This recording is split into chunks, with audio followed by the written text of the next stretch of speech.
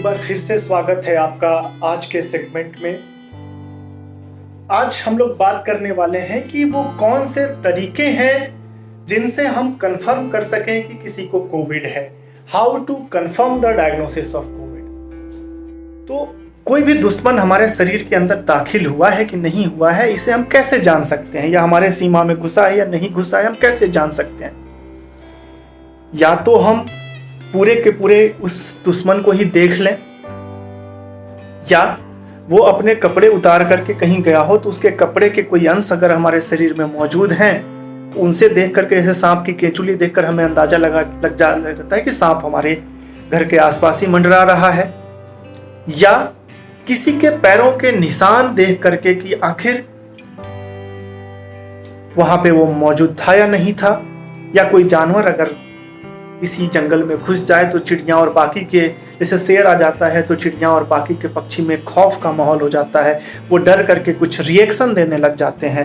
तो उन रिएक्शन को देख करके हम अंदाजा लगाते हैं कि शेर हमारी सीमा में या जंगल में घुस आया कि नहीं घुस आया। ठीक इसी तरीके से अगर वायरस, या तो हम पूरे के पूरे उस वायरस को ही देख लें, और वायरस का सबसे खास बात, उसकी सबसे पहचान वाली बात है कि हम उसके आरएनए को देख लें कि हाँ, अगर उसका आरएनए हमें मिल जाता है तो हम ये जान लेते हैं कि ये आरएनए वायरस का ही होता है। तो अगर वो हमारे शरीर के किसी भी जगह में, चाहे खून में चाहे गले में अगर मौजूद है, तो इसका मतलब कि वायरस हमारे शरीर में घुस चुका है। या दूसरा तरीका कि उसके जो इन्वेलप है, उसके जो कपड़े हैं, उस पर जो स्पाइक प्रोटीन या अलग अलग प्रोटीन मिले हुए हैं जो कि हमारे इम्यून सिस्टम को चैलेंज करते हैं, जिनके आगे डींग हाँकने का काम करते हैं, उसको एक्टिवेट करने का काम करते हैं, जिन्हें हम एंटीजन बोलते हैं। यानी उसके वायरस के सतह का प्रोटीन का वो हिस्सा जो हमारी इम्यूनिटी को डरा धमका के उन्हें उकसाता है, जिसे हम एंटीजन कहते हैं, अगर वो मिल गया तो हम कह सकते हैं कि हाँ, वायरस हमारे शरीर में मौजूद था, तभी तो उसका एंटीजन हमारे खून में या जहां कहीं भी मिल रहा है वहां मौजूद है। या उस वायरस के खिलाफ हमारे शरीर ने लड़ाई छेड़ दी और उसके खिलाफ स्पेसिफिक हथियार जो बनाया उसे मारने के लिए, जिसे हम एंटीबॉडी कहते हैं, तो अगर वो हमारे शरीर के अंदर मौजूद हैं तो हम कह सकते हैं कि वायरस आपके शरीर के अंदर आया था और उसके खिलाफ आपने एंटीबॉडी बना ली। तो ये 3 तरीके हैं अभी टेस्ट करने का, वायरस का हमारे शरीर में मौजूद है या नहीं वो देखने का। एक RT-PCR, antigen test, antibody test. एक एक करके सबके बारे में बात करते हैं। RT-PCR में हम क्या करते हैं कि गले से एक स्वाब कलेक्ट करते हैं, एक पतली सी स्टिक होती है जिसके ऊपर कॉटन के स्वाब लगे होते हैं, उसे नाक में और मुंह में हम डालते हैं। पिछले हिस्से से mucosal epithelium, nasal epithelium and pharynx में हम टच करते हैं और वहां से स्वाब लेकर के उसे फिर हम PCR पॉलीमरेज चेन रिएक्शन के द्वारा उसकी संख्या को हम बढ़ाते हैं, ताकि उसमें जो आरएनए का जो भी मटेरियल हमें कलेक्ट हुआ है वो कई गुना उसकी कॉपी बन जाए। अगर उसमें वायरस के आरएनए की कॉपी मौजूद होगी तो उसकी संख्या बढ़ जाएगी, और एक निश्चित संख्या के बाद जब वो डिटेक्टेबल अमाउंट में मिल जाता है तो हम कहते हैं कि हाँ, अब ये वायरस हमारे सैंपल में डिटेक्टेड था, यानी RT-PCR test is positive. RT-PCR test positive कहने का मतलब आरएनए का टुकड़ा आपके गले में या नाक के जो सैंपल लिए गए हैं वहां से बरामद हुए हैं। इसका मतलब वायरस कभी ना कभी वहां पे पहुंचा है या पहुंचा था। ध्यान दीजिएगा, मैंने 2 बातें कही, या तो पहुंचा है या पहुंचा था। क्यों? क्योंकि या तो वायरस वहां पे जिंदा हो या मरा हुआ हो, दोनों कंडीशन में वहां से उसके आरएनए बरामद होंगे और RT-PCR टेस्ट पॉजिटिव आएंगे।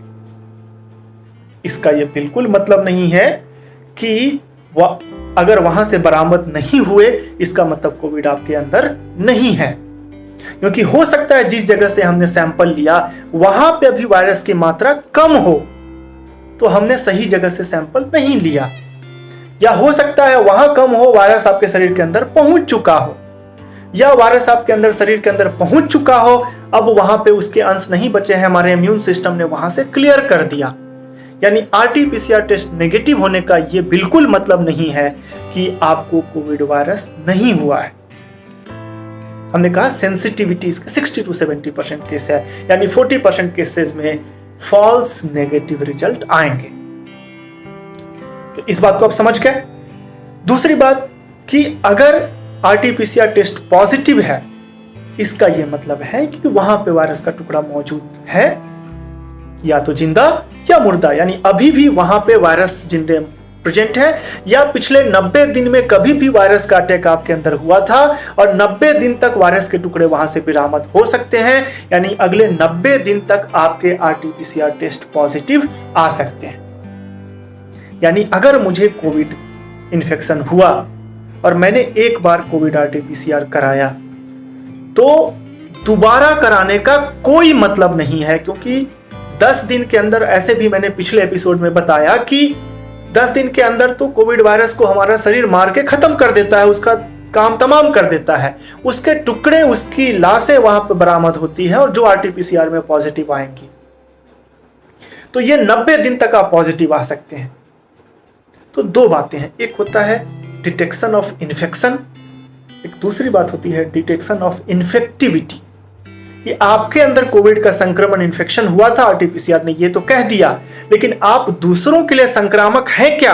क्या आप अभी भी कैरियर हैं, दूसरों को वायरस दे सकते हैं? इसे हम कहते हैं डिटेक्शन ऑफ इन्फेक्टिविटी। तो ऐसी कोई टेस्ट नहीं बनी है जो ये बताए कि आप दूसरों को दे सकते हैं। अमूमन ये मान के चलते हैं कि 10 दिन में या मोटा मोटी 14 दिन में आपके अंदर से जीवित वायरस का नामो निशान खत्म हो जाता है, तो आप दूसरे को इन्फेक्शन नहीं देते हैं, इर्रेस्पेक्टिव ऑफ आरटीपीसीआर पॉजिटिविटी और नेगेटिविटी। यानी ऐसा नहीं कि आपकी आरटीपीसीआर नेगेटिव हो गई तो आप अब ठीक हो गए, या अब आप दूसरों को इन्फेक्शन नहीं देंगे, या आरटीपीसीआर पॉजिटिव है इसका मतलब आप दूसरों को इन्फेक्शन देंगे, इसका इससे कोई लेना देना नहीं है। क्योंकि पिछले एपिसोड में हमने बताया कि 7 दिन तक तो वायरस शरीर में रहता है, वायरस खत्म हो जाता है, उसके बाद जो भी लक्षण आते हैं वो हमारे इम्यूनिटी की वजह से आते हैं, फेज ऑफ साइटोकाइन स्टॉर्म की वजह से आते हैं। तो हो सकता है कि आप आरटीपीसीआर नेगेटिव हो जाएं, फिर भी आपके लक्षण बढ़ते जाएं, आप में और ज्यादा सीवियर सिम्टम्स आए, क्योंकि वो सिम्टम वायरस की वजह से नहीं थे, वो सिम्टम आपके इम्यून एक्टिवेशन की वजह से थे। तो ये मिसकॉन्सेप्शन को क्लियर करना बहुत जरूरी है कि आरटीपीसीआर बस ये बताता है कि आपके अंदर वायरस का प्रवेश हुआ था, अगर ये पॉजिटिव आता है तो अभी या पिछले 90 दिनों में कभी भी। और नेगेटिव होने का मतलब ये नहीं कि आप वायरस से ठीक हो गए या पहली बार जांच में नेगेटिव आया, इसका ये मतलब नहीं है कि आपके अंदर वायरस का इन्फेक्शन नहीं हुआ था। एक और बात कि बहुत बार हम आरटीपीसीआर की जो रिपोर्ट लेते हैं उसमें एक सीटी वैल्यू आती है कि सीटी वैल्यू 10, सीटी वैल्यू 15, सीटी वैल्यू 20। इसे हम कहते हैं साइकिल थ्रेशोल्ड। इसका मतलब यह है कि जो सैंपल आया उसे कितना टाइम्स हमें मल्टीप्लाई करना पड़ा सो दैट कि हमें एक डिटेक्टेबल अमाउंट ऑफ आरएनए मिले, जिसे हम डिटेक्ट करके आरटीपीसीआर डिक्लेयर कर सकें, पॉजिटिव बता सकें। ये बहुत सारी चीजों पर निर्भर करता है। ये इस बात पर भी निर्भर करता है कि हमने जो स्वैब कलेक्ट किया वहां पे वायरस की कितनी मात्रा थी, या वहां पे उसकी कितनी डेड बॉडी अवेलेबल थी। तो साइकिल थ्रेशोल्ड जस्ट एक पैमाना होता है कि कितने बार एम्पलीफाई करके हमें से एक सैंपलिंग टेक्निक का ये सूचक हो सकता है, या वहां पे वायरस के कितने आरएनए मात्रा मौजूद है उसका ये सूचक हो सकता है। लेकिन ये डिजीज की सीवियरिटी का सूचक नहीं है, उसका इंडिकेटर मार्कर नहीं है। यानी किसी की सीटी वैल्यू कम आ रही है, ज्यादा आ रही है, उससे उसके डिजीज सीवियरिटी का कोई लेना देना नहीं है, ये आप समझ लें। हाँ, ये कह सकते हैं कि उसमें वायरस की अमाउंट वहां पे ज्यादा थी, तो हो सकता है वो दूसरों को शुरुआती फेज में, फेज ऑफ वायरीमिया में, वहां पे ज्यादा वायरस की कॉपीज वहां पे मौजूद थी, तो दूसरों को ज्यादा इन्फेक्शन दे सकता है, ऐसी हम अंदाजा लगा सकते हैं। लेकिन जितने भी स्टडीज हुए हैं, ट्रायल हुए हैं, उसमें सीधे सीधे तौर पर यह कहा गया है कि the cycle threshold value of RT-PCR does not correlate with the severity of the disease or outcome of the disease. दूसरा टेस्ट आता है रैपिड एंटीजन टेस्ट। चूंकि आरटीपीसीआर करने में ज्यादा लंबा समय लगता है, क्योंकि हम एक बार 10, 15, 20 या 25 लोगों का सैंपल जमा कर लेते हैं लैब में और उसके बाद एक ही बार पीसीआर मशीन को ऑन करते हैं, तो ये इस बात पर भी निर्भर करता है कि हमारे पास सैंपल कितने देर में इकट्ठे हुए, 20-25 सैंपल। और उसके बाद जब हम आरटीपीसीआर कराते हैं तो एक खास समय के लिए आरटीपीसीआर मशीन को काम करता है, तो अमूमन रिपोर्ट आने में 24 घंटा या 48 घंटे का समय लग जाता है। लेकिन ये बिल्कुल स्पेसिफिक टेस्ट है कि अगर पॉजिटिव तो मतलब पॉजिटिव, मतलब वायरस आपके अंदर था। दूसरा टेस्ट आता है रैपिड एंटीजन टेस्ट। इसमें हम क्या करते हैं कि उसके खोल में जो एंटीजन था वो अगर हमारे खून में बह रहा होता है तो उसे ले करके हम उस एंटीजन को डिटेक्ट करते हैं एलिसा मेथड से, या कभी कभी किट मेथड से भी। हम बहुत सारे जो रेडीमेड किट आते हैं उसमें ये खून का ड्रॉप डालते हैं और उसमें हम देखते हैं कि टेस्ट पॉजिटिव आया या नेगेटिव आया। उस टेस्ट से हमें यह पता चलता है कि वायरस का इन्वेलप में जो एंटीजन जो हमारे इम्यून सिस्टम को चैलेंज कर रहा था, उसके शरीर का एक टुकड़ा हमारे शरीर में तैर रहा था। इसका मतलब वायरस हमारे शरीर में था या है, अभी या पुराना। तो यहाँ पे भी हम उसी बात को दोहराना चाहेंगे कि ये बिल्कुल, अगर ये नेगेटिव आया इसका मतलब ये बिल्कुल न मानिए कि आपको वायरस का इन्फेक्शन नहीं है। फॉल्स नेगेटिव हाई आते हैं, इसकी सेंसिटिविटी आरटीपीसीआर से भी कम है, लेकिन स्पेसिफिसिटी लगभग बराबर। अगर पॉजिटिव मतलब पॉजिटिव ही आपको मानना है, अनलेस अदरवाइज कोई टेक्निकल एरर ना हो। तीसरी बात कि एंटीबॉडी डिटेक्शन। तो एंटीबॉडी हमारे शरीर में उसी तरीके से अगर उसके खिलाफ हमारे शरीर ने रिएक्ट किया हो, एंटीबॉडी बनाना शुरू कर दिया हो, तो हम उसके एंटीबॉडी को वहां पे देख करके, और अगर हमारे खून में वो एंटीबॉडी प्रेजेंट है इसका मतलब कि वायरस हमारे शरीर में था या है। मतलब जनरली एंटीबॉडी बनना मतलब वायरस से हम जीतने लग जाते हैं, तब एंटीबॉडी बनने लग जाता है, तो मानते हैं कि इन्फेक्शन था, पुराना इन्फेक्शन, तो हम उसके खिलाफ जीत गए, यानी पहले जो हमारे सिम्टम थे वो कोविड की वजह से ही थे। तो ये देखने के लिए हम एंटीबॉडी टेस्ट या IgM IgG एंटीबॉडी टेस्ट करते हैं। एक और बात यहाँ पे समझ लें कि जो बहुत सारी जो एंटीजन होते हैं, जैसे कोविड का जो एंटीजन है वो दिखने में टाइफाइड के एंटीजन से मिलता जुलता होता है। बहुत सारी बीमारियों के एंटीजन दूसरी इन्फेक्शन बीमारी, दूसरे वायरस या बैक्टीरिया के एंटीजन से मिलते जुलते होते हैं, जिसे हम मॉलिक्यूलर मिमिक्री या क्रॉस रिएक्टिविटी कह सकते हैं, कमोबेश आम भाषा में समझने के लिए, कि वो दिखने में टाइफाइड के एंटीजन की तरह ही होता है। तो इसीलिए अक्सर ऐसा होता है कि कोविड के पेशेंट को अगर हम टाइफाइड का विडाल टेस्ट करें तो उनमें पॉजिटिव आएगा, लेकिन वो फॉल्स पॉजिटिव रहेगा। मतलब टेस्ट तो कह रहा है टाइफाइड है, लेकिन दरअसल आपको टाइफाइड नहीं कोविड है। वो उसकी एक जैसे दिखने की वजह से वो टेस्ट आपको गलत से गलत आदमी की पहचान करे। माने आपने उसे दुश्मन पहचानने को कहा, लेकिन दुश्मन से मिलता जुलता कोई और आदमी था, उसे भी वो दुश्मन समझ के आपको पॉजिटिव रिजल्ट दे रहा है।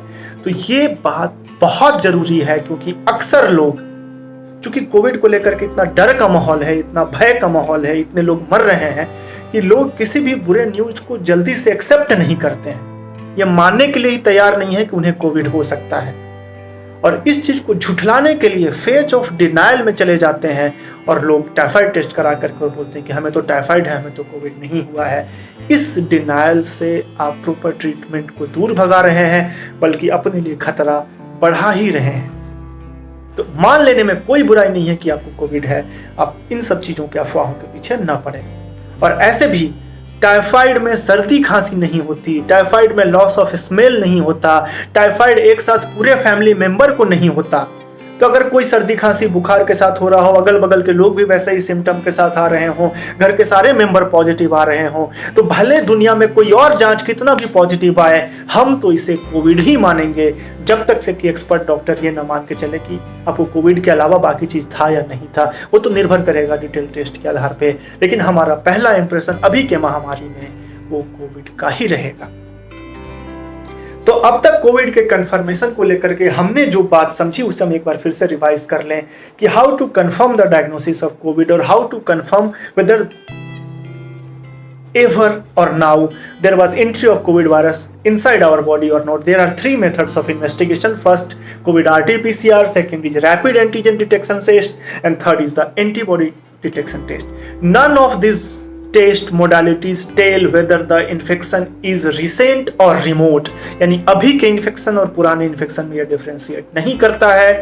एंड नेगेटिव टेस्ट, एक बार पॉजिटिव से नेगेटिव, जिसे हम कन्वर्जन बोलें, ये कन्वर्जन कहीं से भी बीमारी ठीक होने की सूचना नहीं देता है, या किसी भी टेस्ट को रिपीट कराने का कोई मतलब नहीं बनता है, कोई औचित्य नहीं बनता है, कोई आवश्यकता नहीं है। इनफैक्ट WHO के जो गाइडलाइंस आ रहे हैं उन्होंने सीधे सीधे तौर पर रिपीट टेस्टिंग को मना किया है। तो रिपीट टेस्टिंग से हम एंजाइटी से बच सकते हैं। दूसरा, जो हमारे टेस्टिंग मेथड है लेबोरेटरी पे, जो इतने बर्डन आ गए हैं, लिमिटेड रिसोर्सेज हैं हमारे पास टेस्ट करने के, तो उस बर्डन को हम कम कर सकते हैं। उसके चलते जो जरूरतमंद हैं उन्हें हम टाइम पे टेस्टिंग मोडालिटीज़ अवेलेबल करा पाएंगे और उनके मैनेजमेंट में मदद कर पाएंगे।